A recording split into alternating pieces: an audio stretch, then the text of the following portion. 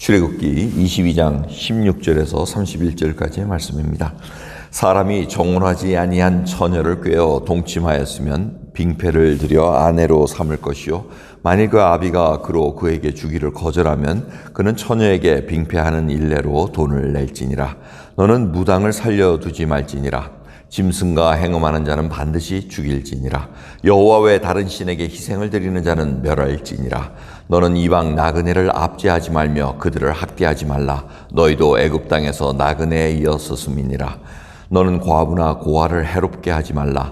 내가 만일 그들을 해롭게 함으로 그들이 내게 부르짖으면 내가 반드시 그 부르짖음을 들을지라. 나의 노가 맹렬함으로 내가 칼로 너희를 죽이리니 너희 아내는 과부가 되고 너희 자녀는 고아가 되리라. 내가 만일 너와 함께한 나의 백성 중 가난한 자에게 돈을 꾸이거든 너는 그에게 체주같이 하지 말며 별일을 받지 말 것이며 내가 만일 이웃의 옷을 전당 잡거든 해가 지기 전에 그에게 돌려보내라. 그 몸을 가릴 것이 이뿐이라. 이는 그 살의 옷인즉 그가 무엇을 입고 자겠느냐. 그가 내게 부르짖으면 내가 들으리니 나는 자비한 자임이니라. 너는 재판장을 욕하지 말며 백성의 유사를 저주하지 말지니라. 너는 너의 추수한 것과 너의 짜낸 즙을 드리기에 더디게 말지며 너의 처음 난 아들들을 내게 줄지며 너의 소와 양도 그 일례로 하되 7일 동안 어미와 함께 있다 하다가 8일 만에 내게 줄지니라.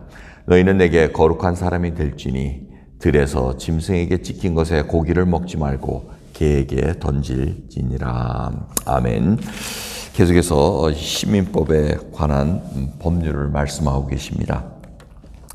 그래서 하나님께서 정혼하지 아니한 처녀를 꾀어 동침하였으면 빙패, 지참공과 같은 그러한 뜻입니다. 그거를 들여서 아내를 삼던가 그 아버지가 그에게 주기를 거절하면 처녀가 아버지에게 빙패를 하는 일례로 돈을 낼지니라 얘기합니다.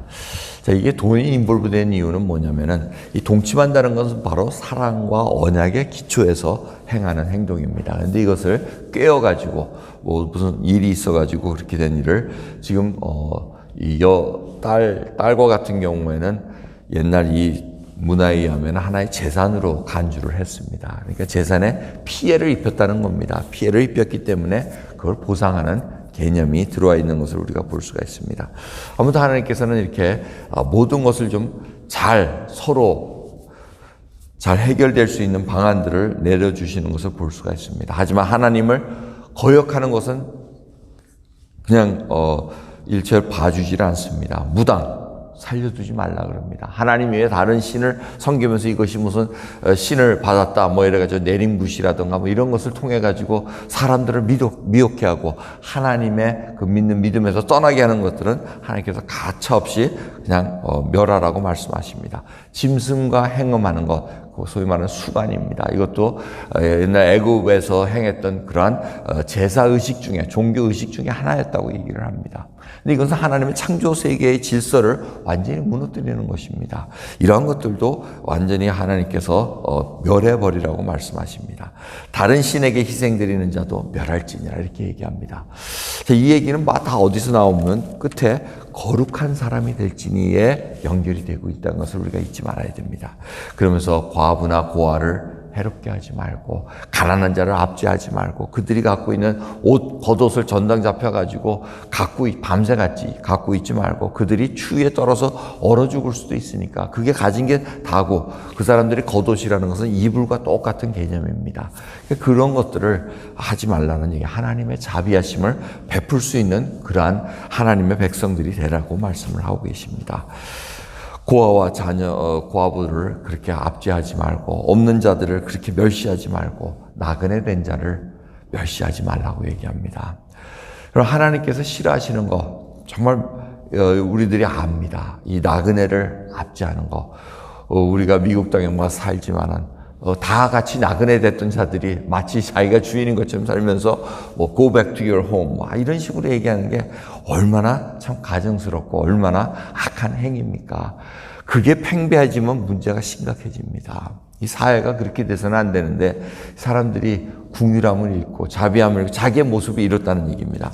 근데 하나님의 모든 것은 어디에 결론이 되냐면 거룩한 사람이 될지니 하나님께 첫 아들, 첫 소산물, 첫 것을 드리는 걸 아끼지 말라고 얘기합니다.